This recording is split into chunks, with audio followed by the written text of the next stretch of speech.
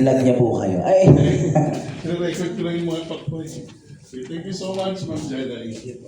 Okay, so let's move! Wala na, pagod na, third day na no? So, kamusta ang 3 days natin? Kamusta yung 2 days muna? Very good. Very good. Kay lang, Kay? Ngayong oras na to, na nakatayo ako sa harapan nyo, mula nung first day, sino na kayo ngayon? Patriarchal pa rin ba kayo? Na lalaki? Or kayo na yung nagkaroon na ng parang decision na magbabago na ako? Hindi na ako yung patriarchal na lalaki nung Friday. Or wala pa rin, ganun pa rin kayo? Tulad pa ng dati. Day 1 pa lang, nagbago. Day 1 pa rin nagbago na. Okay. Ang ganda ng missionary ni Sir kanina. Very tricky kasi may twist pa sa dulo. Okay? Kasi sa atin mga lalaki, importante na ma-realize natin na ngayong third day, since TOT ito, dapat ngayong third day, meron na kayong decision. Kung kayo ba ay magiging bahagi talaga ng move or hindi. Okay? Ngayong araw na to, before we end this afternoon, ibabalik ko yung tanong na yan. Kasi sayang yung budget, yung pondo. Kung ang isip nyo hanggang sa oras na to, dapat lalaki pa rin ang haligi ng tahanan. Na dapat lalaki pa rin ang nasusunod. Kung yan pa rin yung thinking nyo, huwag na kayong maging speaker. Huwag na kayong sumali sa program ng MOVE. Kinakailangan pa namin kayong kinakailangan pa namin i-rehabilitate yung pagiging lalaki natin.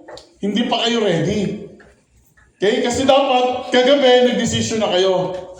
Magbabago na ako. Okay na ako. Kung dati sinisigawan ko yung asawa ko, pag-uwi ko talaga sa Friday ng hapon, i-date ko yung misis ko. Ibabalik ko yung dati kung sino na kami. Dapat ngayong araw na yung decision making. Okay? Kasi hindi madali maging move. Hindi madali maging advocate ng karapatan ng kababaihan tapos lalaki ka. Hindi madali yon.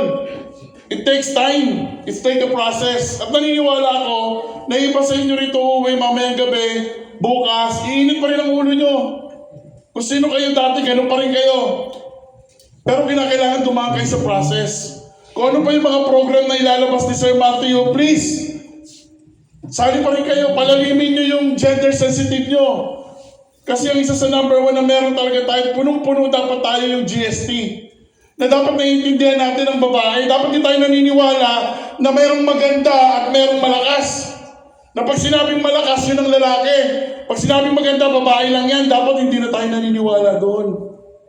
Na ang babae pwede rin maging si malakas. Ganun din sa konsepto natin sa Pilipinas. Haligi ng tahanan, lalaki. Ilaw ng tahanan, babae. Kalokohan. Pinalaki tayo sa ganun. Isa sa pinakamaling values na itinuro sa atin.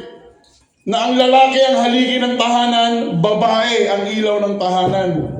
Isa sa ito yung mga programa na gusto namin baguhin yung pagkakaintindi natin.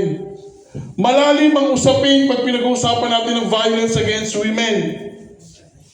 Common na tinatanong lagi sa amin yan, karapatan naman ng lalaki. Karapatan naman sa datos, kaya tayo may RA 9262 Bakit? Di ba sa Kongreso nilabas nila yung datos, ganito karami ang mga babaeng binubugbog, sinasaktan. Iniiwan na lang basta-basta ng mga asawa. Sa atin kasi wala pang datos. Kasi nga, lalaki tayo.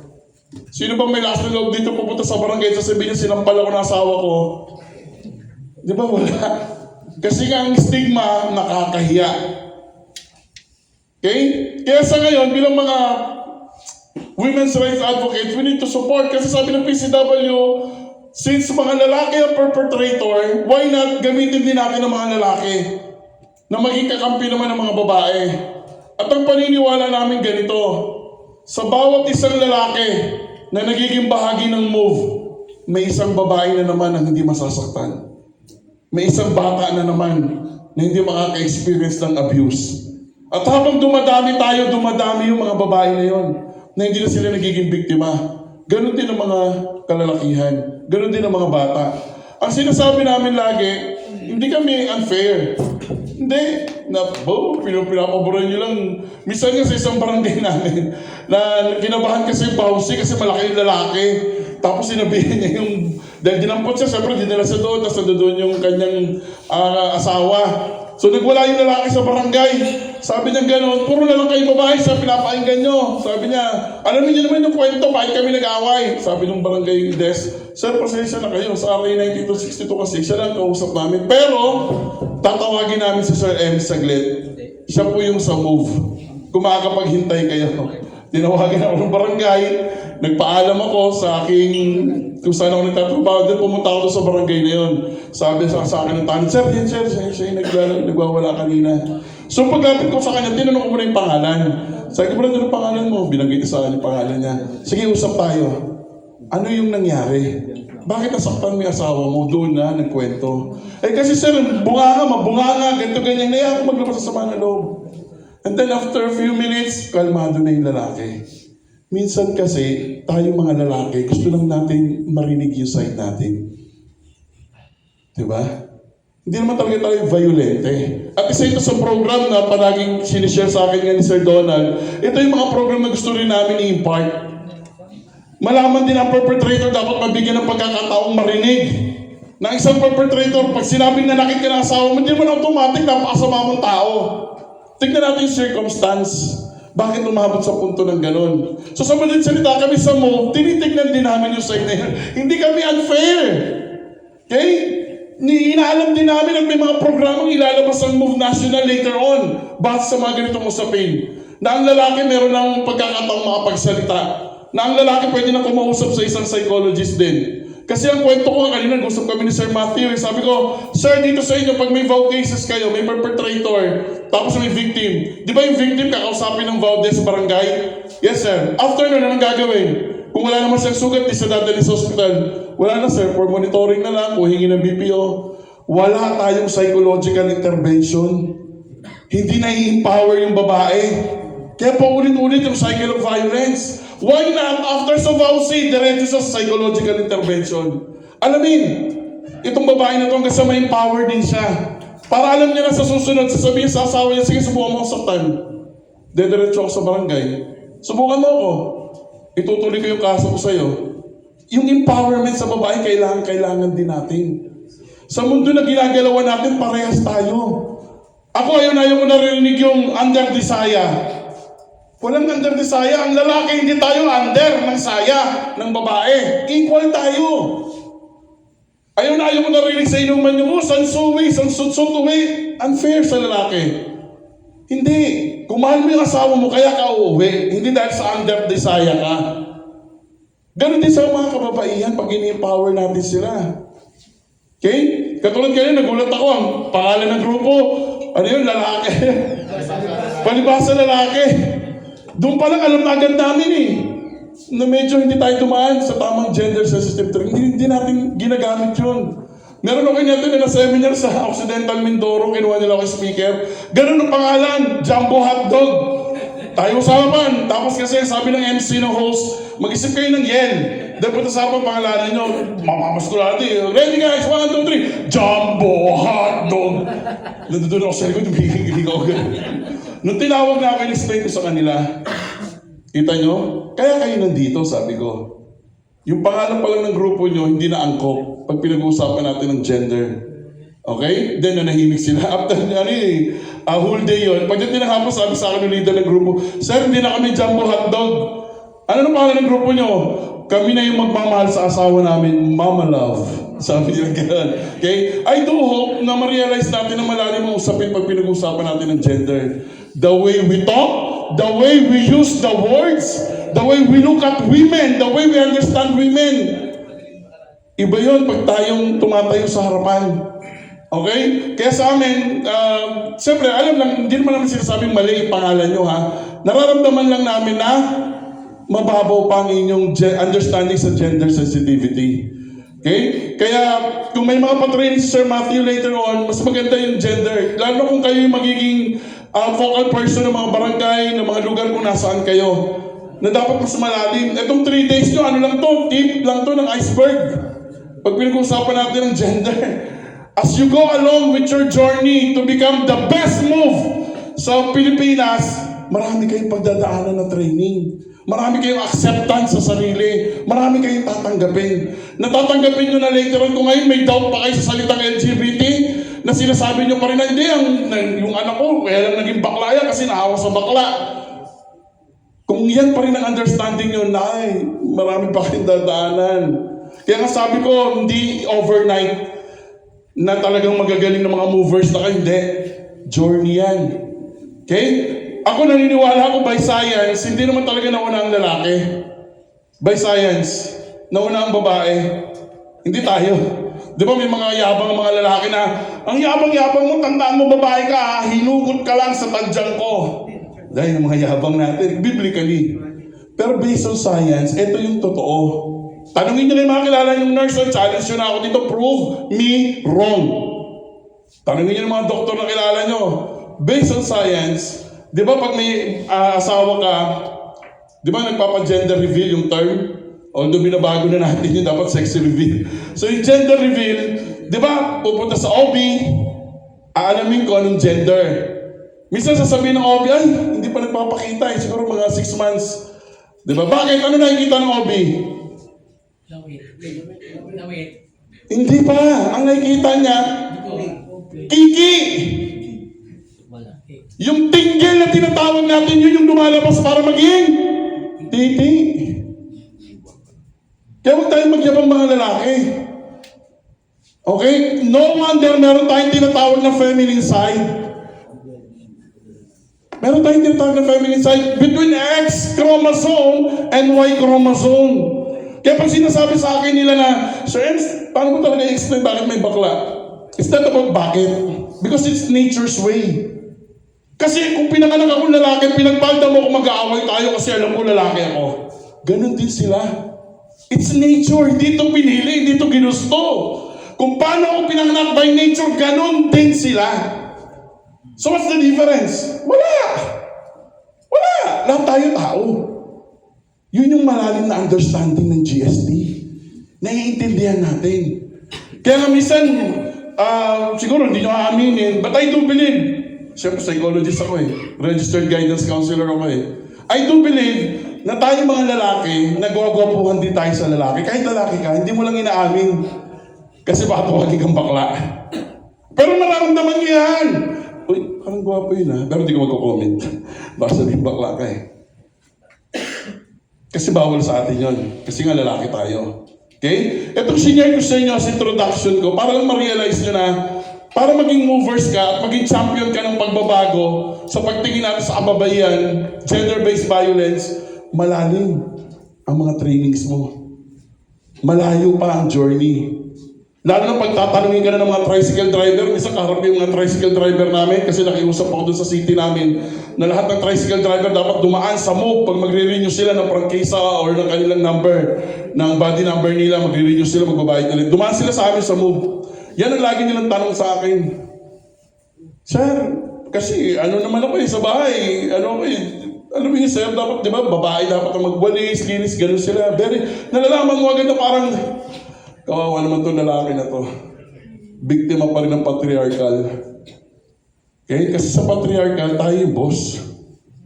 Kaya pag sinabi patriarchal ka, tradition ka. Kung ano yung sinabi mo, yun ang masusunod. Kahit sabihin ng asawa mo, pa, baka naman pwede, hindi manahimik ka. Kaya nga doon sa amin, pag ina-explain ko yung 92-62 pagdating sa economic violence, sabi ko sa mga lalaki, sino rito sa inyo na ayaw nyo magtrabaho yung asawa nyo? Gusto nyo kayo lang, kahit alam nyo hirap na hirap ka. Sabi ko sa kanila, alam nyo ba?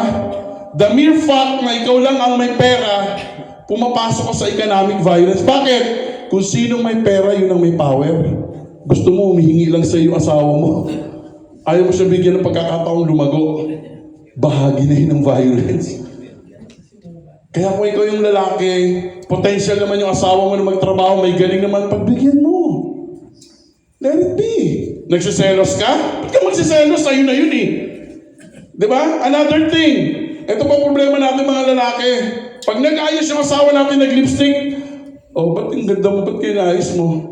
Siguro may pinagpapagandahan ka, no? My God. Based on research, makinig kayo ha. Yung mga may asawa rito na masyadong silosa.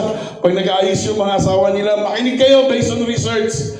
Ang babae na nagme-makeup, nagpapasexy pag may pupuntahang event, hindi yun automatic sa lalaki. Pag ang babae, kasi alam nila na may ibang babae doon, gusto nila sila yung mas maganda sa ibang babae. No wonder yung mga babae pag magkakasama, pakita ng ganda ng tone ng lipstick. Ang ganda ng tone ng lipstick mo, ano ang tawag dyan? Kasi meron silang ganong klaseng ego na gusto nila sila yung mas maganda sa kapwa babae. It's not about men. Kaya sila nagpapaganda, nagpapasexy. Hindi automatic yun. Eh dahil siloso ka, yan na, pinagsimula na yung away. Malandi ka, hanggang sa nag-flare up ka na, nasampal mo na yung asawa mo. Tapos yung nagsumbong ka sa nanay mo, kasi nailandi eh. Pero nagsuot lang yung babae, gusto niya lang siya yung mas maganda. Di ba? Yung mga ganitong usapin, pag alam mo na ito at naiintindihan mo na, malalim na ang understanding mo sa GST. Totoong movers ka na. Kaya kami, hindi kami basta-basta nagsasalita. Ba, kung kwentuhan lang, ako hindi ako masyado naglalabas na feminist ako. Na pinaglaban ko karapatan. Pinapahinggan ko lang yung point of view. And then doon ako umuhugot kung ano yung gagamitin ko na naman pag nagsalita ako sa harapan ng bulwagan. Kasi kung magsasalita lang ako sa kwentuhan, halimbawa magkakasama kami, tapos lagi lang ako nag-against, sasabihin lang sa akin ng mga yan, ito naman, style mo, gaganunin ka lang eh. Kasi hindi sa proper forum para pag-usapan. Okay? So now, introduction ko lang sa inyo, parang kasi TOT ito eh. Dapat mas malalim yung understanding nyo talaga eh. So introduction ko lang yun for you to understand, mag-move ba talaga ako? Ano ba talaga ako kala Sir Matthew sa God team? Kaya ko ba talaga? Kasi kayo na magsasalita, what if challenge kayo ng participants at hindi kayo nakasagot? Kasi kulang pa. Kasi ikaw wala pang acceptance sa sarili mo. Sabi nga ni Sir Donald, you cannot pour from an empty cup. You cannot give what you don't have. Kung ikaw nga hindi mo tanggap sa sarili mo, na dapat pantay kayo mag-asawa, na dapat na-appreciate mo rin yung galing na asawa mo. Kanina na gusto ko yung usapan kanina, minsan topic tungkol doon sa ano bang topic niya? May nagsalita kanina na parang hiwalay sa asawa kasi hindi na mabuntis or hindi nabubuntis kaya naghanap siya ng iba na mabubuntis. Tama? Tapos sabi nung nagsasalita kanina, dapat justify yon. Maintindihan yung lalaki. Ito po yung kwento ko ha, share ko na sa inyo. Okay? 10 years kami nagsasama ng misis ko. 10 years, hindi kami nagkaanak. Kinausap ko siya. Sabi ko, tayo sa OB. O sige, sabi ng OB, mag-rest ka. 3 months. Mabubuntis ka pa, madam. Sabi ng OB namin. Sabi ko ngayon sa kanya, mag-rest ka ba? Ayoko, sabi niya, gusto ko magtrabaho. Kasi workaholic. So, naintindihan ko yung part na yon. Alam niyo ba, naghiwalay kaming dalawa, hindi kami nag-away. Nagkukwentuhan lang kami. Tapos sabi niya sa akin, sige, sino nga alis dito sa bahay? Sabi ko, ako na lang. Sabi niya, hindi, no, you stay. Ako may nanay ako uwihan, ikaw wala ka naman. Sabi niya, nag-isa ka lang sa Olonga po, so you stay.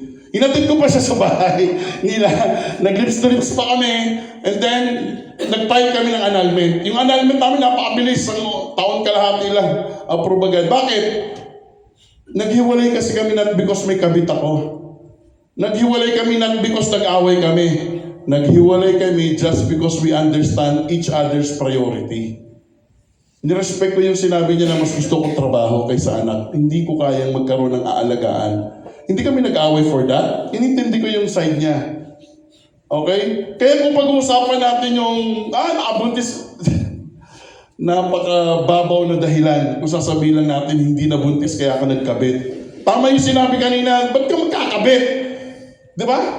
Kasi kahit sabihin mong okay na sila, nag-usap na sila, pumayag na, magsama sila ulit. Alam niyo ba kung bakit ayaw ng babae na hindi mabuntis na maghiwalay sila? Sa psychology, tawag doon separation anxiety. Hindi na kaya yun. So kung dadaan sa intervention, ipaprocess yun, kakayanin na ng babae. Pero yung time na yun, ang nararamdaman ng babae, separation anxiety. Kaya may ikipag-bargain siya. Basta sa akin kapag na. Pero sa move, hindi tayo ganun. Hindi tayo nakikipag-bargain. Hindi natin pinahayaan na yung babae malungkot. Kaya nalungkot lang ako nung sinabi niya na happy ending daw. Happy ending, may namatay. May nagka-cancer. Hindi siya happy ending. May isang babaeng nagsakripisyo. na yung sarili niyang damdamin, sinakripisyo niya na. Ang sakit nun, biro mo, hindi ka magkaanak, itong kabit may anak, dadalhin mo yun habang buhay. Ang sakit nun sa babae. Psychologically, siguro umiyak mag-isa yun. Siguro every time na nakikita niya na nagpa-birthday yung bata, siya hindi na kaya ang hirap nun sa babae, my God. Tapos happily ever after, ending. Hindi natin nakita yung side na pinagdaanan ng babae na yun, at tinignan lang natin yung lalaki. I'm not saying yung sinishare kanina yun, mali. Hindi, true to life yun eh. Dilalagyan lang natin ng tamang konsepto, ng tamang pananaw. Bilang mga movers, paano ba natin titignan yung ganong situation? Saan ba tayo titindig? Halimbawa, nung sinare yun kanina, tapos bago ka pa lang, sige nga, paano ka magbibigay ng point of view?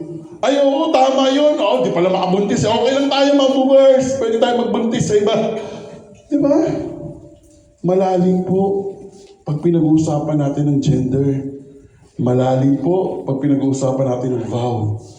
Malalim pagkasama ka namin as movers. Hindi ka dapat mababaw. Dapat kaya mong bigyan ng sarili mong opinion. Yung mga sinasabi natin ng mga stigma sa Pilipinas na meron tayo. Alam nyo, every time I talk in front, lalo na pag GST ang pag-uusapan, lagi ko sinasabi ito. At sasabihin ko rin sa inyo, please don't judge me. Please don't judge me.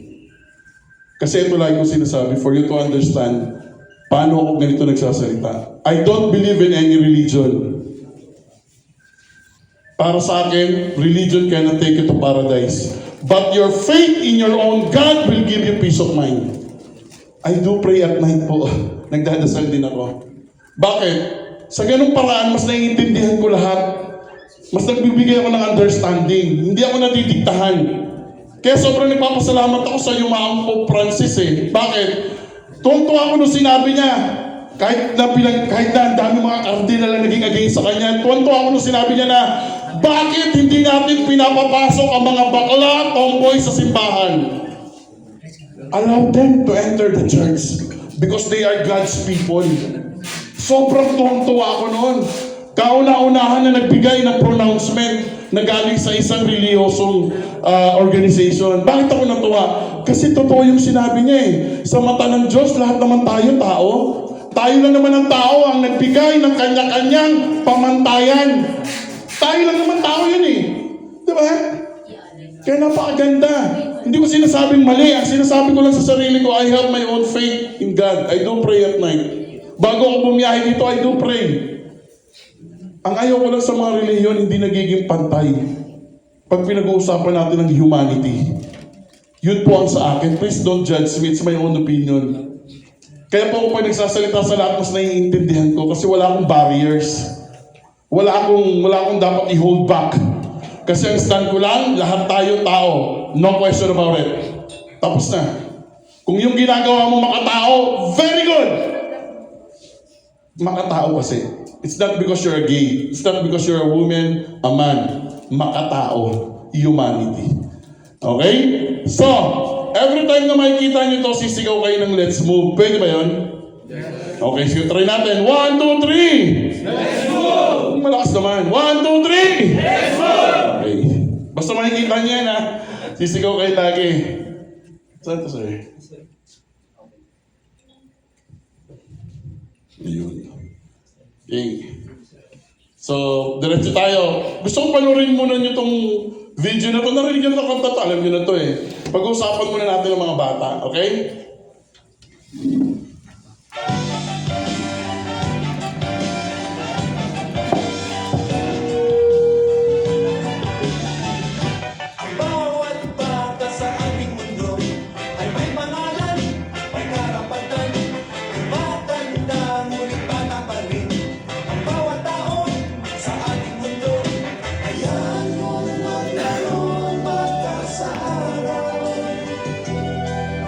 Kapag umulan na may matatagal.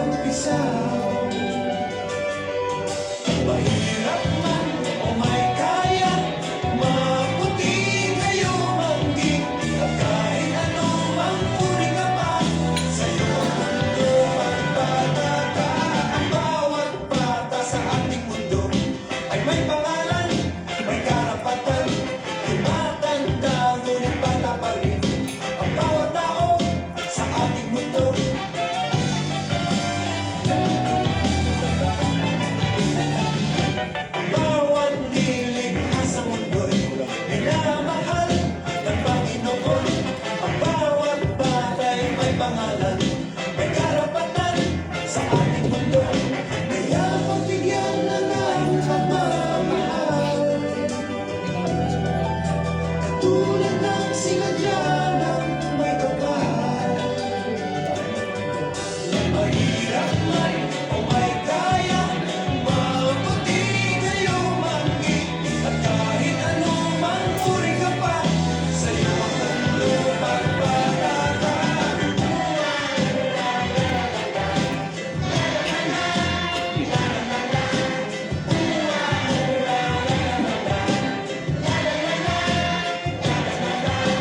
Hayaan mong maglaro ang bata sa araw. Kapag umulan na may matatagpisa. Mahirap man o may kaya, mabuti kayo mangit.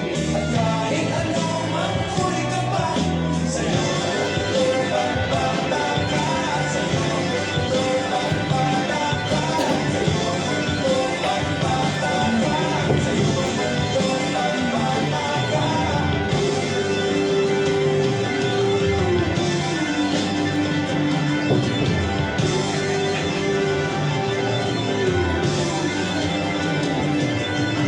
Bawat bata sa ating mundo ay may pangalan, may karapatan. Matanda o di matapatid, ang bawat tao ay sa ating mundo. Ang bawat nilikha sa mundo, minamahal ng Panginoon. Ang bawat bata ay may pangalan, may karapatan sa ating mundo. Ang bawat bata. Okay, ito po yung topic natin, session 8. No? Understanding child abuse and its lifelong impact. Ako po isang child rights advocate. Okay, so pag isasalita ko, medyo mas binibigyan ko ng impact yung katulad ko. Yun. Uy. Let's move! So hintayin lang natin saglit. Bawat Nagkaroon ay may ng power interruption. Narinig ba ako sa likod? Yes, sir! Okay, tuloy na natin para di sayang habang wala yung video natin. So tulad na nabanggit ko, ako po isang child rights advocate. Okay? Isang nakakatuwang gawain pero very challenging. Yung napanood nating video, lahat naman tayo dumaan sa pagkabata, tama? Sino rito yung pinanganak malaki na agad siya? Tatay na agad siya. Di ba lahat tayo dumaan sa pagiging bata? Okay. At lahat tayo, bilang mga magulang, may mga pagkakataon na nagkakaroon tayo ng misinterpretation. Normal kung naririnig lagi, pag nagtatanong ako sa mga sa mga tao, anong problema ng kabataan ngayon? Ako, sir, sakit sa ulo. Ibang-ibang bata noon kaysa bata nung araw. Yung bata ngayon, sir, ang titigas ng ulo. Kami ngayon, noon, tingin lang ng nanay namin, galit na kami, ay takot na kami. Ano pa pong problema natin? Tsaka sir, bastos sa mga bata ngayon. Parang hindi nila alam kung paano gumalang, wala nang puwag-opo. Kaya sir, iba yung kabataan ngayon, tapos tinanong ako ng isang participants. Ikaw sir, Sir Rems, ano tingin mo sa kabataan?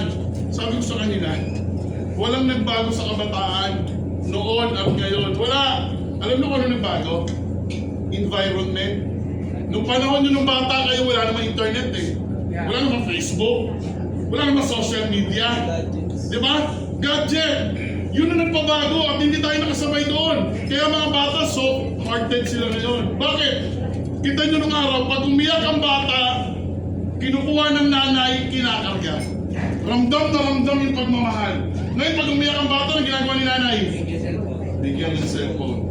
Tapos magtataka ka, ganun yung anak mo? Environment ang nagbago, hindi tayo sumabay bilang mga magulang. Hindi nila kasalanan yun. It's our fault. Kaya kita nyo, may mga bata na mas gusto nila maglabas ng damdamin sa social media. Nagugulat ka nilang pinost ang anak mo yun. Tapos magugulat ka, naka-block ka na doon sa anak mo. Bakit? Kasi nag-comment ka doon sa post niya. Siyempre napahiya yung bata. Diba? So ibig sabihin, itong pag-uusapan natin, malalim na usapin pag pinag-uusapan natin ng mga bata. Okay? So ayan ang topic natin ngayon. Okay? So, Let's go! bagal. So, Let's go! bagal pa rin. So, Let's go! very good. Okay? So, panoorin natin itong pangalawang video. Ito ay galing sa Save the Children. Yan, hiniram natin itong video na to. Kung di nyo pa napapanood. Maya! Maya!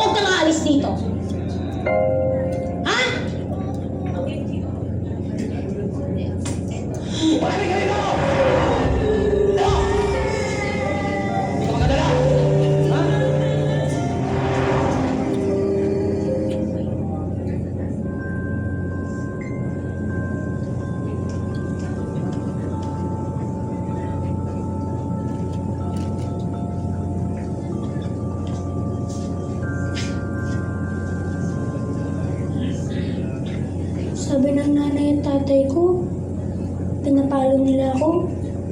Kasi, mahal nila ako. Kasi, dapat daw tayong matuto. Kaya ka pinalo. Tama yun?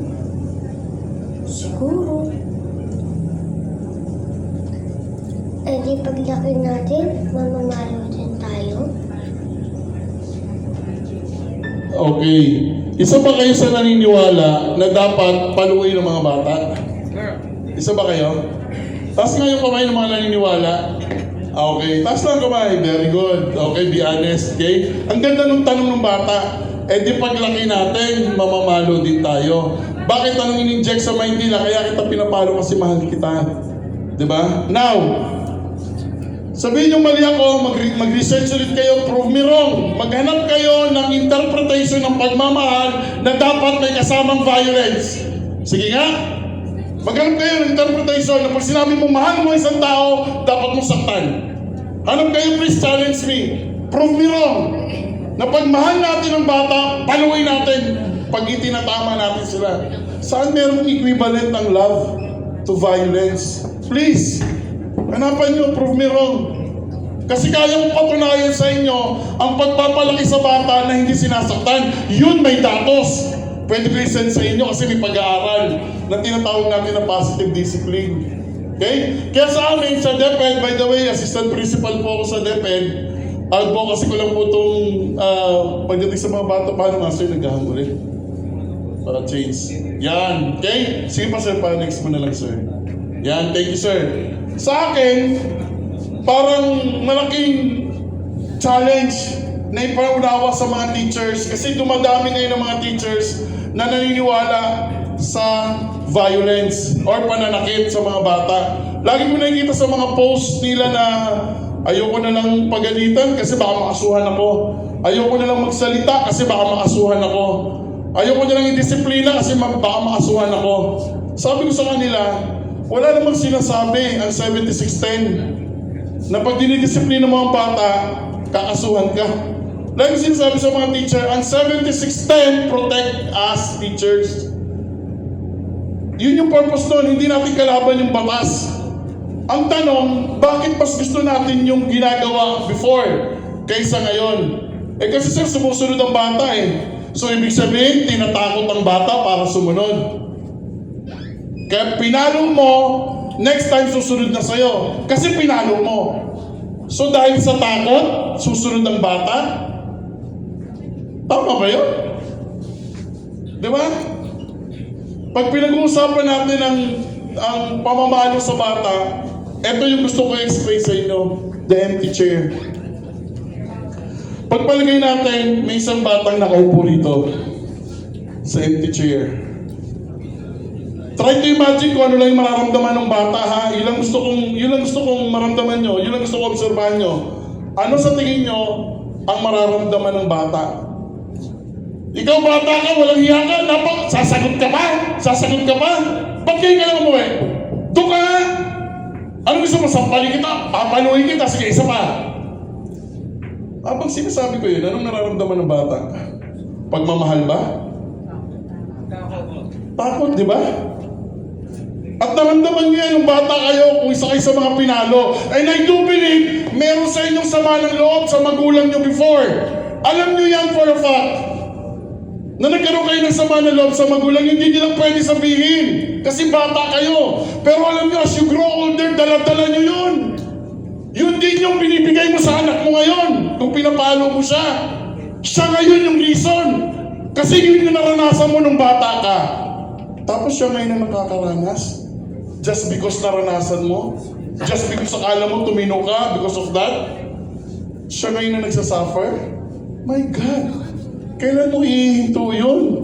Na pag lumaki din siya, yun din ang gagawin niya. Mananakit din siya. Kasi ang sabi sa akin, mahal ako eh.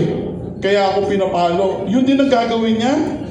Tanong, kailan may ihinto ang cycle ng pananakit? Diba?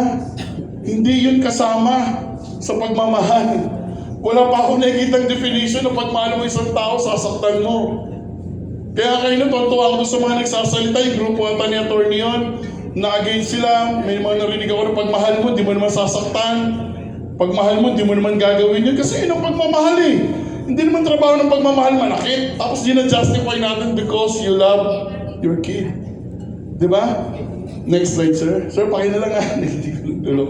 So, if this child could speak, ito yung sabi ko sa inyo kanina, ano sa tingin niyo mararamdaman? Di ba lahat naman tayo naging bata? Tama? Di ba? Iba sa inyo, naka-experience siguro na pinaluhod sa asin, demongo, nakadipa, may libro, di ba? At alam natin yung pain. Kaya minsan, during those days, siguro ngayon, adult na tayo, medyo kaya na natin comprehend. Pero during those days, siguro nagtataka tayo. Paano niya sinasabing mahal niya ako, sinasaktan niya ako?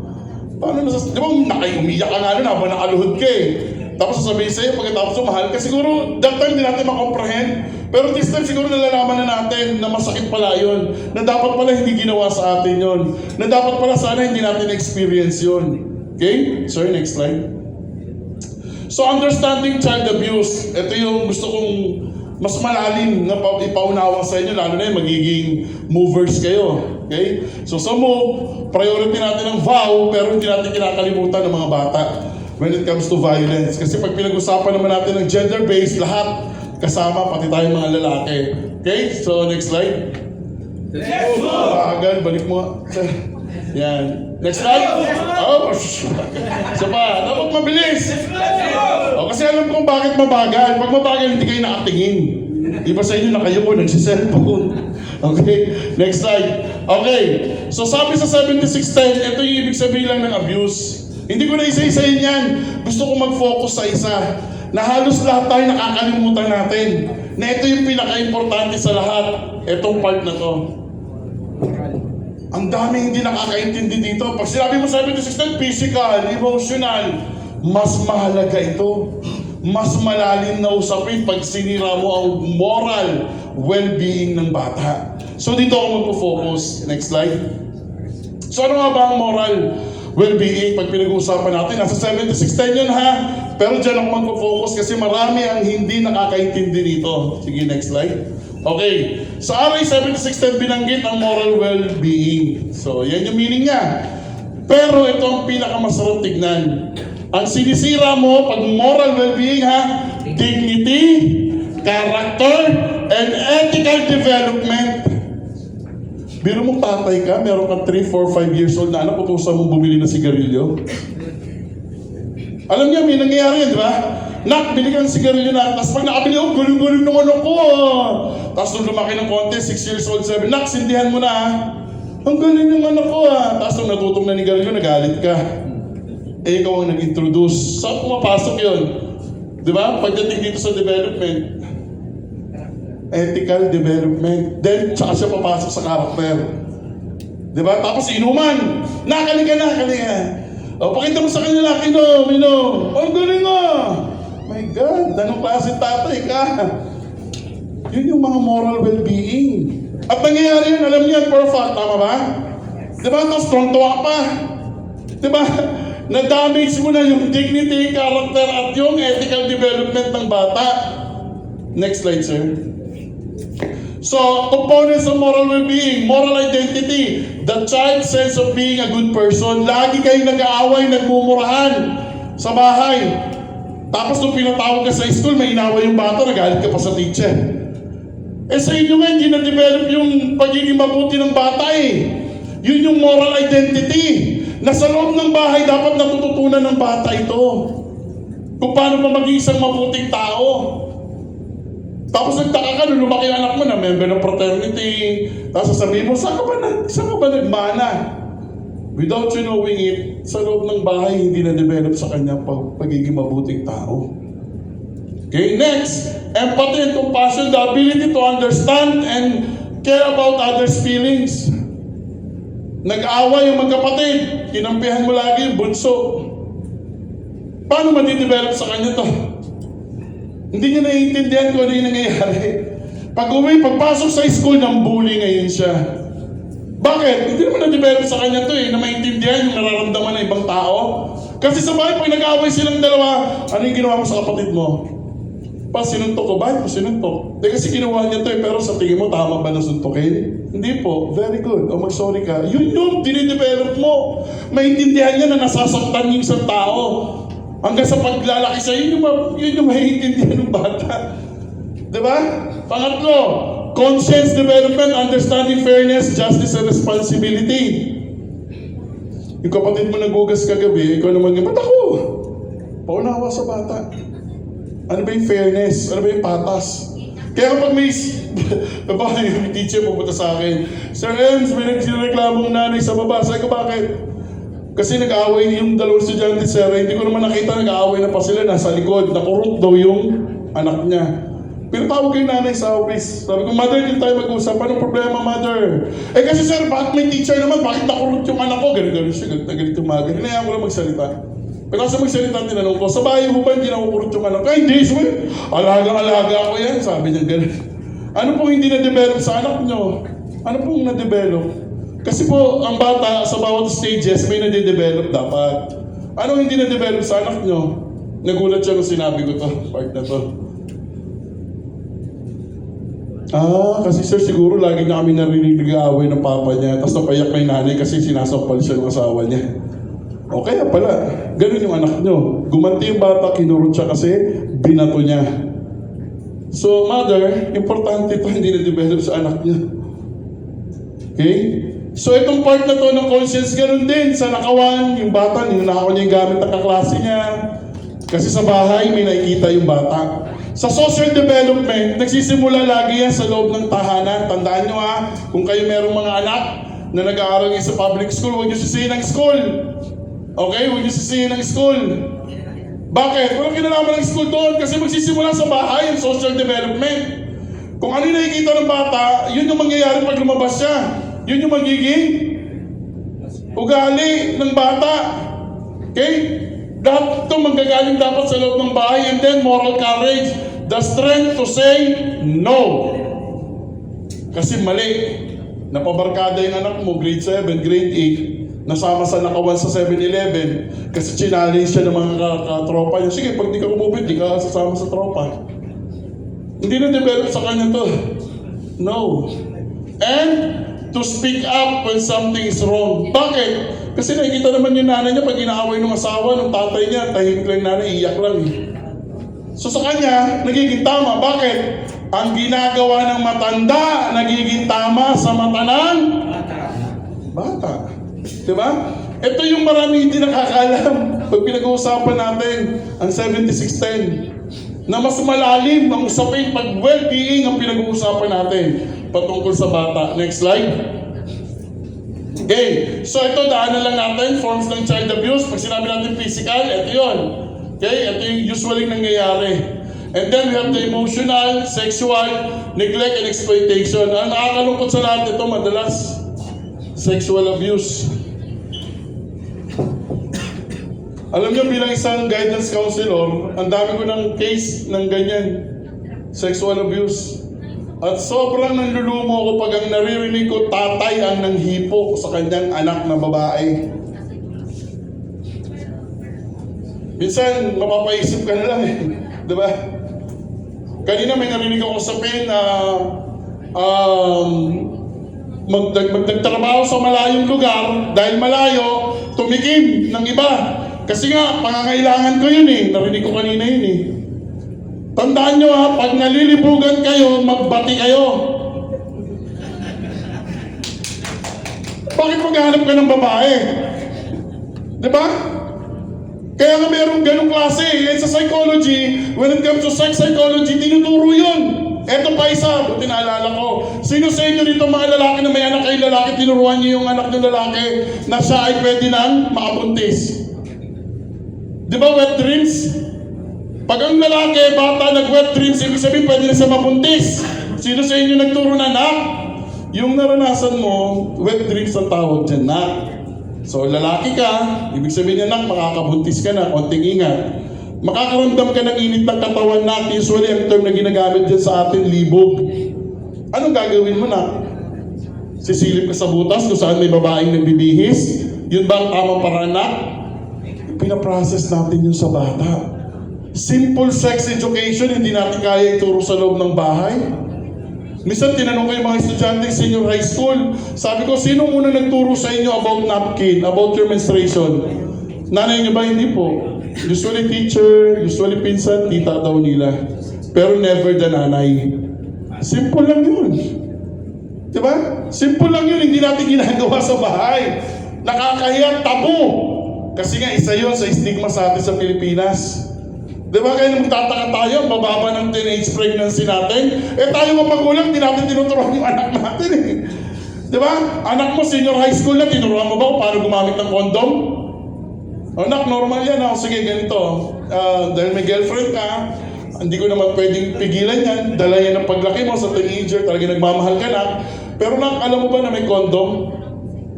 Natawa nga ako sa mga estudyante, tinanong ko na, sino nito may condom? May nagtaas eh. Very good. Ito ako. Bakit ka may condom? Sabi ni Papa, ilagay sa wallet, pampaswerte. Sinabi talaga ni Papa mo, opo. Pampaswerte daw po, si Papa nagbigay. Diba? Yun lang, medyo may problema na tayo eh. Diba? Simple lang yun. Lahat yun may kinalaman dito. Kung bakit nagkakaroon tayo ng mga ganyang issue.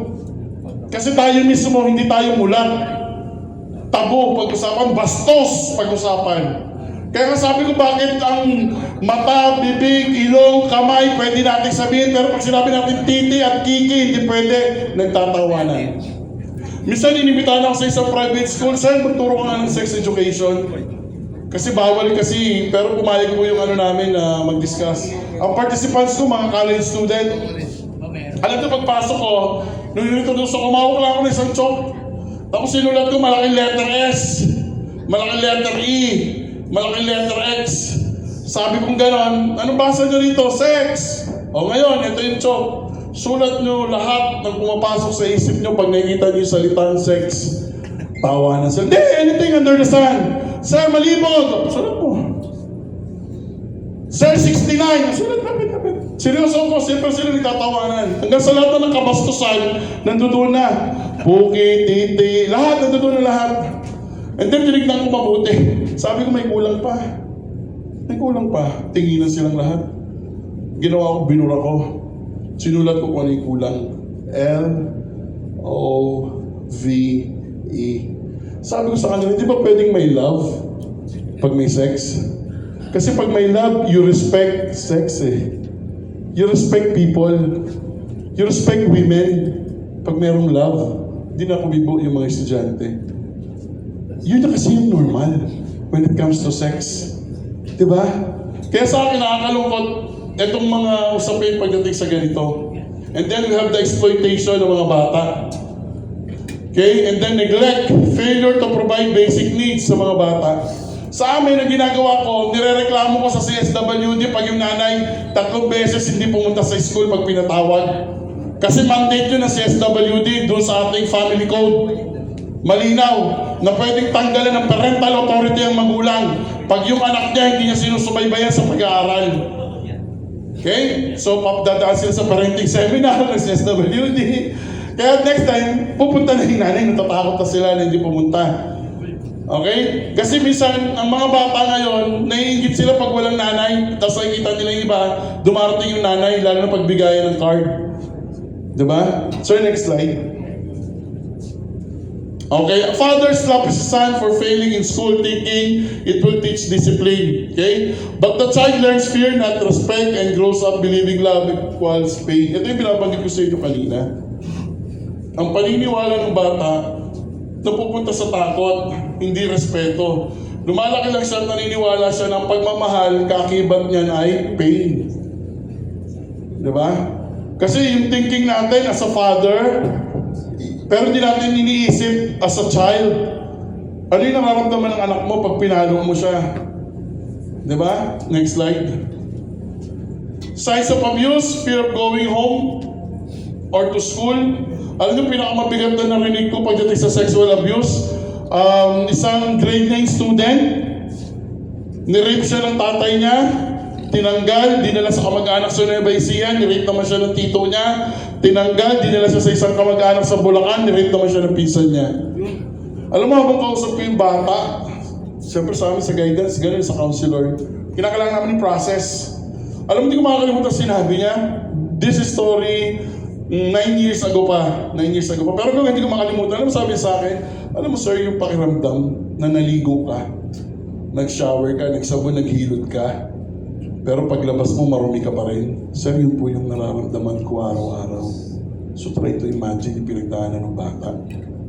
Diba? Tapos hindi pwede kasuhan kasi nakakahiya yung pamilya. Kaya nilipat lang siya ng lugar. Ayaw pumayag ng lola. Kasi anak ng lola yung lalaki, yung tatay. Nakakasira daw sa pamilya. Try to imagine yung hirap na pinagdaanan ng bata. Diba? Tapos dahil lang sa dignity ng family, isang anak ang magdudusa habang buhay. Nakakalungkot. Unexplained bruises and injuries, sudden withdrawal or aggression, poor hygiene or malnutrition, low self-esteem and silence. Ito madalas namin tinitignan pag pinag-uusapan natin ang suicide ideation. Itong part na to, withdrawal. Pag ang bata hindi na pumapasok, sa amin red flag yun pag may aggression. Or nagkukulong sa kwarto, red flag yun for suicide. Okay, mental health. Lalo na kung ayaw ng mga dati na kaibigan, ayaw nila papuntahin sa bahay. Pag sinabi ng nanay na, nak, nandito yung mga kaibigan mo, ayoko. Gusto ko lang magkulong, red flag yun. For suicide.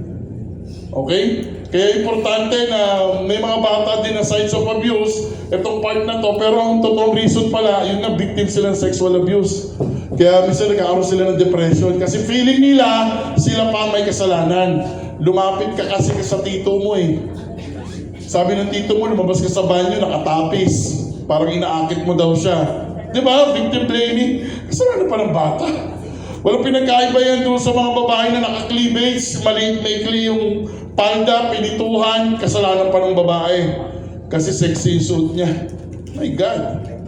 Di ba? Yung utak mo ang may problema. Di ba? Ang tingin mo doon sa babae na yung sex object. Kaya mo binastos. Not because yung kung ano yung suit niya. Sex object kasi ang tingin mo. Ganun yung utak mo. Okay? Saglit lang po ha. Saglit lang ha. Kasi maganda kasi itong topic natin. Okay lang mag-extend ako kahit 15 minutes. Ha? Para may process lang natin. Thank you ma'am. Thank you. Next slide. If a child changes behavior overnight, from playful to quiet, don't say, nagbibinata lang yan o arte lang yan. Tanungin natin, nak, bakit hindi ka na sumasabay kumain? Nak, anong nangyari sa school? Napansin ko parang malungkot ka palagi. Yung tanong natin dapat, proactive siya. Hindi yung, maarte lang yung anak mo. Wag, kasi baka mamaya may suicidal thoughts na pala siya. Na kahit yung family niya, hindi siya naiintindihan. Diba? Alam niyo ba yung pelikulang 13 Reasons Why? Sino napanood nun? Season yun eh, season. Ayun! Di ba ang ganda, no? 13 Reasons. Tapos yung last, doon ako nainis eh, doon sa guidance counselor, no? Yun yung last, kaya siya nagpakamatay. Kay si Honey Baker. Ang ganda ng kwento na yun, bilang magulang may matututunan kayo. Para malaman nyo rin kung ano yung pinagdadaanan. Lalo na kasi babae si Hannah Baker. So kung may anak ang babae, lahat makikita mo din yung possible reason na yung anak ko pwede magka-depression. Next slide. Okay. So, nagpasan na natin itong activity na to. Next slide. Okay. Sige po, ito yung process natin sa activity. Next slide. Sige po, next slide. Okay. Every adult carries the child they once were. Ang sarap kayo maging bata ulit. Nice, di mo may adult dito. Taas ang kamay. Namimiss yung pagiging bata. Yes, sir. Ang sarap no, ang sarap maging bata. Kasi sa bata, parang, alam mo yon yung mundo natin, hindi natin alam kung ano yung kasalanan. Hindi natin alam kung ano yung right and wrong. Basta gagawin natin kung ano yung magpapasaya sa atin. At malalaman lang natin mali pag pinagalitan na tayo. Di ba? Ang sarap. Di ba? Alam niyo, meron isang scientist na nagsabi, kasi naglabas ng, hindi ko alam kung nabasa niyo yung nilabas ng DOST, na marami daw mga Pilipino ang hindi na parang hindi ginagrab yung opportunity ng scholar ng DOST. Sabi ng isang scientist, kayong mga Pilipino, mahina kayo mag-produce ng mga scientist. Totoo yun, sinabi naman ng DOST yun eh. Sabi niya, alam niyo ba nung pinag-aralan ko yung culture niyo, nalaman ko yung reason why, bakit ang hina niyo mag-produce ng scientist. Sabi niya, biro mo, yung bata maglalaro ng itlog, pagagalitan mo, kasi baka mabasag yung itlog. Sabi niya, magkano ang itlog sa Pilipinas? Sabi niya, nagtanong ako, 10 pesos. Hindi nyo man lang naisip na pag nabasag ng bata yung itlog, may bagong discovery yung bata. Nasa itlog pala, may dalawang kulay. Yung isa na-identify niya yellow, pero isa hindi niya alam, di naman white, pero anong kulay ito? Observation, sabi niya. Discovery. Ito yung hindi nyo ginagawa. Tumungtong lang sa lamesa, malaglag ka nang mahulog ka. Hindi nyo nakikita yung discovery ng bata na pag umakyat siya, nagtataka siya, bakit parang taas niya? Bakit parang ang lalim na ng baba? Discovery yun. Pero pinagbabawalan natin ang bata. Pag naglaro sa labas, madudumihan ka, bumalik ka rito. Sige, bumalik ka, madudumihan ka.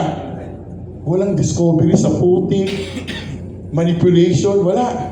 Pag kumakain mag-isa, ayaw natin payagan kasi magkakalat. Sabi ng scientist, hindi nyo nakikita na habang gumagana yung bata, nagtataka siya. Doon sa hawak niya na may lamang pagkain, tapos may laman pa rin sa plato. Na pag nalaglag yung magtataka yung bata, ba't nalaglag? Pero ang thinking natin bilang magulang, mali yung ginagawa ng bata. Sabi ng scientist, walang discovery. Ganun kayong mga Filipino. Kaya mahina kayo mag-produce ng scientist. Hindi nyo inaalaw yung mga bata na magkamali. Gusto nyo lagi perfect ang inyong mga anak. What? Hayaan nyo sila magkamali. Kasi sa pagkakamali, doon sila matututo. Tignan nyo yung discovery part. Sabi niya gano'n, ma-amaze kayo sa anak nyo. Ako meron ako 3 years old ngayon eh. Sobrang kulit. Pag umakyat siya doon sa kama, may bedboard. Akyat siya doon. Tapos, I'm too high. Gaganon siya. Hello, I'm too high. Tuwa ako habang pinagmamasdan ko siya. Maya-maya sisigaw yung mama niya. Malaglag ka dyan! Ikaw talaga bata ka. Malaglag siya. Sabi ko, Mi, saglit. May nangyayaring discovery dito. Isa ka pa. Gaganon siya. Pero yung mga ganong idea, sarap tignan sa bata yung ganong klaseng discovery. Next slide, sir. Okay? Healing begins when we understand how it felt to be a small and unheard. Sabi dito sa part na to, unawain lang natin kung ano yung nararamdaman ng bata. Para maramdaman din natin ng bata tayo. Kaya huwag yung part lang natin bilang tatay na nagdidisiplina. Next slide. Sige, next slide na natin. Okay? So, sinasabi lang dito yung lifelong impact ng isang batang abuse. Psychological, nadidevelop sa kanya anxiety, depression, trauma, suicidal thoughts. Lalo na kung pala palagi pinapagalitan. Okay? Sa social naman, difficult trusting others. Fear of intimacy. Okay? And then sa behavioral, substance abuse, aggression, or repeating the abuse cycle. Naalala niyo ba nung bata kayo, hindi ko alam kung meron dito sa inyo, but I do believe meron. Nangarap kayo na sana ang nanay niyo na lang yung nanay ng kaibigan niyo. Di ba? Ayun na meron. Di ba? Ito yun eh, itong part na to. Okay? Na parang takot na tayo, mas gusto natin, mas naiintindihan tayo ng nanay ng kaibigan natin. Di ba? Okay, next slide. So, sige sir, next slide na natin para mabilis tayo. Without awareness, pain is past, not healed. Kaya kayo mga nagtaas ng kamay kanina, I do believe past yun eh, na ipasa sa inyo. Kaya mas gusto niyo ipasa rin sa anak nyo. Okay? Pag alam niyo naman for a fact na magiging cycle lang yun. So, ibig sabihin, walang healing na nangyari. Hindi naman talaga tumino yung anak mo. Tumino siya dahil takot siya sa'yo. Okay? At the back of your mind, hirap na hirap siya na parang respetuhin ka. Pero dahil ikaw yung tatay, respetuhin ka niya. Pero pag mag-isa niya, sir. Yung sa pagtalo-pulong sa anak. Lumaki po akong pag nagkakamali, pinapalo. Pero lumaki po ako may respeto sa tatay ko. Yung mga ano ko po, sa tingin ko may respeto rin sa akin. Pero kasi pinalo po sila. Mali, yung sa video po kasi kulang eh. Pinalo, yung nanay walang sinasabi. May proper venue.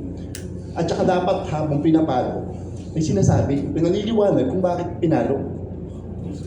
Eh, sabi nga ni Balagtas eh, pag-ibig aking nakilala, dapat palakihin ang bata sa saya. Kapag namihasa, darating ang araw, walang hihinding ligaya. Kasi sa Bible nga po, diba? Tayo na pa child, in the way you should go.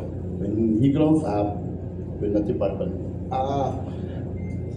kasi sa akin po, based on experience, pinapalo. Pero pag pinapalo po ako ng tatay ko, hindi po yung gulpi.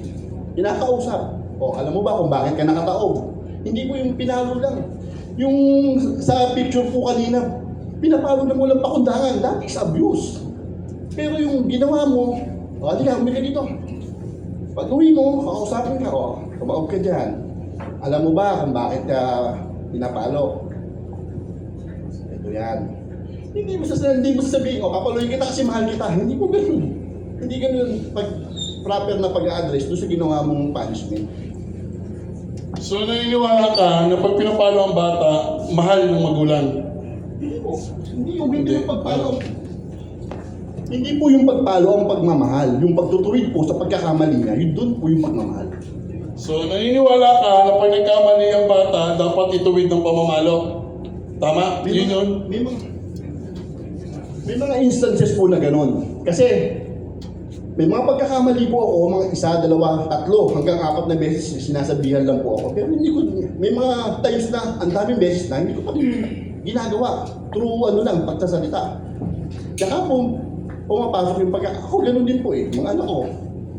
Dapat, huwag kayong, sa gabi, kailangan uuwi na kayo, ganitong oras uuwi na kayo. 1, 2, 3, 5, 6, pag 7, hindi ka pa rin sumusunod, doon na po pumapasok yung pagdidisiplina. Okay. Ilagay natin sa tamang context para maintindihan kita. Tanungin ulit kita. Naniniwala ka na dapat pinapalo ang isang bata pag nagkakamali para itama yung pagkakamali? Para po ipahatid sa kanya yung pagkakamali niya, ipaalam. Ipaalam, hindi itama? Ipaalam po. Di ba dapat itama? Ilagay natin sa tamang context, ha? Ayun ang punto. Yun yung punto, di ba? So ulitin ko, pumapayag ka, okay sa'yo, na paluin ng isang bata para malaman niya na siya ay nagkamali. Okay. Tanong, pag ikaw nagkamali, sinaktan ka ng anak mo para ituwid yung pagkakamali mo, okay sa'yo? Gagawin mo yun? Sigurado ka? Sa mundo po natin, hindi lang po mangyayaring papaluin ako ng anak ko Meron po siyang maaaring gawin na para ituwid po yung pagkakamali. Nagbababae po ako. Di ba po? Pwede po sila umalis. Iwanan ako. Kumbinsihin yung nanay niya na para marami pong yun nga po, yung gano'n, hindi pinalo. Pero nag-i-inflict pa rin po ng sakit yun sa tao Okay. So yung context na tinanong ko sa'yo, not to challenge your idea, but to challenge your understanding of discipline. Yung binalik kong tanong sa'yo, is to challenge your understanding of discipline. Yun yung discipline mo, okay yun. Kung sa tingin mong nag-work yun, okay yun. Pero sa broad idea ng discipline, pag sinabi nating love begets love, pain begets pain.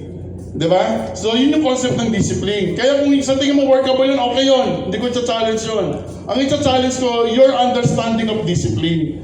Pag kinokorek natin ang isang bata, na gusto nating itama yung kanyang pagkakamali by using pananakit, di ba? Yung understanding na yun, okay yun. Ano mo yun parang nakalakyan mo, sabi mo nga kanina, yun yung nangyayari, di ba? Sa amin sa MOVE, yun yung gusto namin i-challenge. Yun yung gusto namin i-challenge, literally. Yun yung patriarchal belief.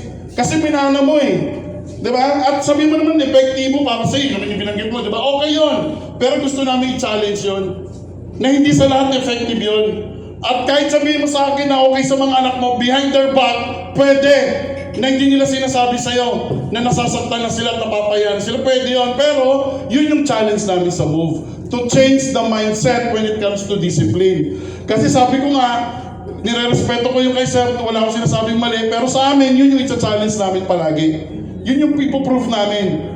Na mali, hindi tama yun. Yun ang parating paninindigan namin. Regardless na kayo ay maging against o hindi, itindig kami kung saan yung bata dapat iniintindi at hindi sinasaktan just because nagkamali siya. Titindigan namin palagi yun. Ganon kami sa MOVE. Kaya sabi ko sa inyo kanina, mababaw pa ang understanding mo kung yan pa rin ang ginagawa mo when it comes to MOVE. Kasi ganon kami sa MOVE. Malalim kami. Sorry kung iba yung tindig namin, pero ganon kami kasi sa MOVE. At yun yung gusto namin ipaliwanag sa iba. And we do hope time will come, lahat na ng lalaki mag-agree. And we do hope time will come, cycle of violence mawawala. And we do hope time will come, nakikita ng bata yung nanay at tatay niya nagmamahalan at hindi nagsasakitan. Kasi ang nakikita ng bata sa matanda, nagiging tama sa kanya to Di ba? Yun yung ginagawa natin. So I have only 5 minutes. Sige sir, rush natin.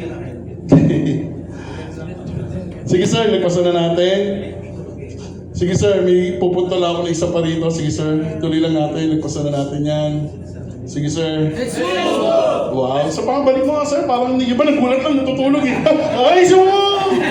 Parang gumano ng iba. Isa pa sir, balik. Sige, balik. Very good. Sige sir, next. Sige sir, lagpasan na rin natin. Healing Father. Ito, maganda yung topic na yun. Kay sir, sige, next. Okay, good. Next. Sige pa. Sige sir, next lang. May pupunto lang ako dito bago tayo mag-end. Sige sir. Sige sir. Tuloy lang. Very good. Tuloy lang. Sige sir. Sige sir, may pupunta lang ako sa bandang last slide. Sige sir. Okay. Sige sir. Yan. Gusto ko lang tutukan to ng konti. Kilala nyo? Kilala nyo to? Yung pinatay nila, yung isang college student na babae, 36, saksak ba o 38? Itong dalawa, isang 17 years old, isang 15 years old, at nagkaroon ng declaration na ibaba ang batas, okay, ng Juvenile Act from 15 to 10 years old. Nabalitaan niyo, pumutok itong balita na to, di ba? Alam niyo, nagulat ako. Nagulat talaga ako na nagkaroon tayo ng ganung pronouncement. I'm speaking as a psychologist here, as a registered guidance counselor. Ito ay 17 years old, ito ay 15 years old. Ni-research ko tong side na to ng 15 years old. Wala palang nanay at tatay to, lumaki to sa barkada. So yung pinag-uusapan natin kanina, social development, hindi na ituro dito sa bata. Ang nagturo itong tropa, mga barkada kung saan siya lumaki. So sa bawat antas ng bata na lumalaki, may natututunan dapat sila. Kaya sabi ko, ibababa natin sa 10 years old. Paano pag nakapatay yung 10 years old, ibababa natin sa 8? Ibababa natin sa 5 years old? Kasi sa US may 9 years old na pinatay niya yung kapatid niya, tinakpan niya ng unan. Binababa nila yung edad? Hindi naman. Kasi naiintindihan nila yung social development ng bata. Kaya hindi ako agree na just because may nagawang isang 15 years old na pagpatay, ibaba yung age liability. Hindi. Sa psychology, meron tayong development. Yung explain ko sa inyo kanina na dapat natututunan ng mga bata. Kita nyo, bakit hirap kami sa education system pag ang bata tumungtong na ng high school at hindi nakakabasa? Bakit ang hirap namin turuan? Bakit? Kasi sa process ng brain, between 2 to 8 years old, masarap turuan yung bata. Bakit? Yung image, alam niya yung image, letter A. Ang dali kasi doon sumasabay yung development. Pag lumagpas na ng 8 years old, ang hirap ng turuan yung bata. Pabasahin, hindi niya na naiintindihan yun. Hindi niya na ma-identify kasi ibang development na ang nagpa-process sa kanya. Kaya sa amin, pag umabot ng grade 10, hindi pa rin makabasa, nagkaroon ng problema doon sa age niya ng development na hanggang 8 years old dapat maturuan yung bata mag-identify ng letters, identify ng numbers, combine the numbers, anong tawag natin dyan, combine the letters, anong word yan? Yun yung gap. Na pag hindi na-develop, kawawa yung bata. Ganun din sa kanila. Hindi sila ang may kasalanan. It takes a village to raise a child. Ano ibig sabihin nun? May ginagawang pamilya. Paglabas ng bata na meron sa community, away, gulo, nakawan. Hindi ganun. Pag sinabi natin it takes a village to raise a child, gumagawa ng tamang pamilya. Paglabas ng bata, maayos ang lipunan. Pagpasok sa school, augmentation, tuturo ang mga guro ng tamang kaugalian. Pero hindi yun ang usually nangyayari. Okay? Kaya ito ang problema natin yun. Wala tayong program para hindi siya dito mapasama. Hindi kasalanan ng bata na 15 years old siya. Hindi ko sinajustify na tama yung ginawa niya. Mali yun, krimen yun. Ang sinasabi ko, huwag naman natin pagpasihan yung edad. Just because 15 years old. My God, ganun ba kababa ang thinking natin? Hindi natin naiintindihan na may development tayong pinag-uusapan? Diba? Next slide. Okay, 10 years old are children, not criminals. Next slide. So ito yung sinabi ko, it takes a village to raise a child. Kami sa MOVE yan, nagiging bahagi kami ng village. We advocate child rights. Kaya kung sa bahay, pinapalo yung bata. Pagdating sa school, kailangan makausap namin yung bata. Kasi ako marami na ako nakausap na bata na sobrang galit sa tatay nila, pero pagkarap nila yung tatay, nanay nila, ang bait nila. And to end, itong topic ko ngayon, about sa bata, ito yung isa sa pinakamaganda ko na experience. Dumating sa office ko, nanay, galit na galit. Sir, ipatawag nyo nga itong bata na to. Grade 9. Grade 10 yung kaibigan, grade 9 yung anak niya. Ay, mother, grade 10 to Kaibigan ng anak ko yan. Hindi umuwi yung anak ko. Malamang dyan natulog. Ipatawag mo sir. Mga ganun yung nanay. Sabi ko, mother, muna po kayo. Tapos tinawag ko yung staff ko. Tawagin mo nga ito kung saan room. Paalam sa teacher. Dumating yung bata. Nakita yung nanay, natakot. Di pumasok sa office. So ako yung lumabas. Sabi ko, anong problema? Ay, magagalit po yan. O, hinahanap niya yung anak niya na si ganito. Kilala mo ba ako po? Nasaan siya? Sir, huwag kayo maingay ha. Nasaan siya? Sir, nasa Market Park. Yan. Sa Market Park, parang isang people's park sa amin sa Olongapo. So sabi ko sa nanay, Nay, alam ko na kung nasaan. Wait lang, tawag ko ng barangay. Kasama yung vowsy namin. Susunduin namin yung anak niyo. Buisit talaga yan. Sabi ko yung ate, sasabunutan ko yan. Tignan, buisit yan. O, saglit lang po Dahil pag-ikot ko doon sa Market Park, kita ko agad. Kasi uniform. So sabi ko sa bata, kilala mo ko? Opo. Ano pangalan ko? Sir Ems po. O, si Sir Ems to, kasama ko yung sa vowsy. Okay lang, lalapit kami sa'yo. Opo. O, doon yung mama mo sa school. Ganun agad yung bata, ramdam mo agad yung takot. O, kasama ka namin, kasama natin si Bausi. Huwag kang mag-alala, walang mangyari. Sir, may tiwala ka kay Sir Ems? Opo. O, tara, sakay tayo sa patrol van. Pagdating namin sa school, ay, yung mura nung nanay. Inawat na lang nung namin, yung isang teacher, susugudin niya talaga. Tapos yung ate, sasabunutan. So pagpasok ng bata, pinupo ko yung bata dito sa side ko, dito yung magulang, mura ng mura yung magulang. Tapos yung ate, sasabunutan ko yung makuls! Ikaw, punyeta ka, ganun. Hindi ako nagsasalita. Pagkatapos nilang magsalita, sabi ko, Nay, nalulungkot ako. Sabi, bakit sir? Biro mo yung anak mo magdamag hindi umuwi, hindi mo man lang kinamusta. Na-rape ba yan? Kumain na ba yan? Hindi na sila kumibo. Ngayon, Nay, alam ko na yung dahilan bakit ayaw umuwi ng anak niyo. Now I know. Sabi ko sa kanya. And then, hindi yung Bausi, tinawagan agad yung CSWD, tinanggalan ng parental authority yung parent, dadaan mo na sila sa intervention. Then, kinuha ng CSWD yung bata. So, importante sa aming mga MOVE advocates ng child rights na maintindihan muna namin yung bata. Kaya ang term na ginagamit ko doon sa aking free webinar, sabi ko sa pagdating sa ganito sa mga bata, ginamit ko yung term na connect before you correct. Not the other way around. Na papanuhin mo muna at saka mo sasabihin, kaya kita pinalo kasi ito yung maling ginawa mo, mali. Connect ka muna sa bata bago mo siya i-correct.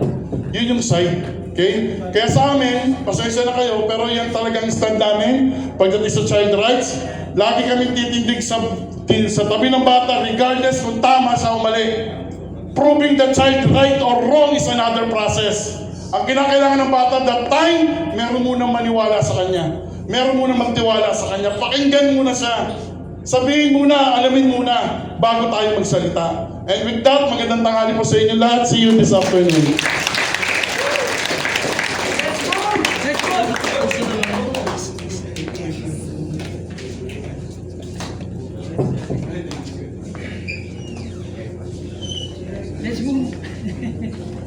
Thank you so much, Sir Ems, for a very lively, interesting topic. Ayan. Quite realization po yung topic ni Sir Ems. And alam ko naman na-touch or na-tap po ni Sir Ems